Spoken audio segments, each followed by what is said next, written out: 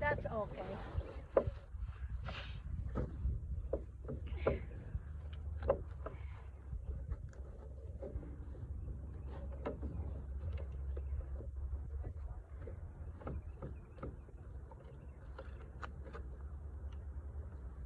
So ang mga views yung mabot og million or thousand.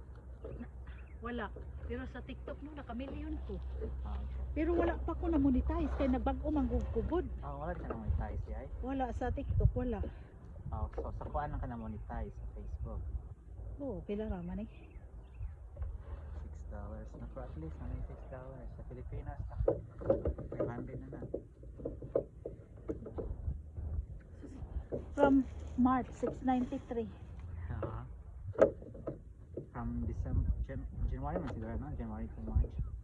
Oh, daghan kay sila daghan kay siya update. So at least the photos na nasa text. Pero wala ko sa stories kay di man ko nag-store. Photos yung dako na kuan. Okay, magsige kag post o picture.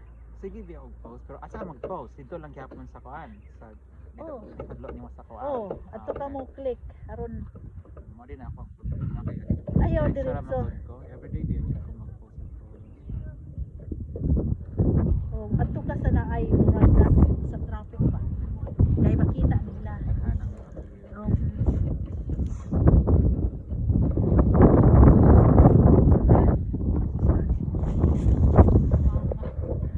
Oh, it's so windy, guys. Very chilly. But the good thing is it's not warm, it's not humid. That's why we enjoy the day. We truly enjoy the day. So if you have a chance to go out, you need to go out. There's a lot of opportunities to do outside, like gardening. Join your community garden group.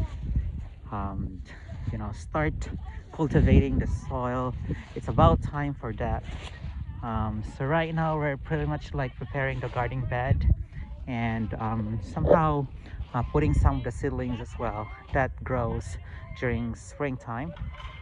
And well, if there is a gathering among Filipinos, there's always a eating time before and after the gathering or the event. So that's really what I also look forward for in a Filipino meeting.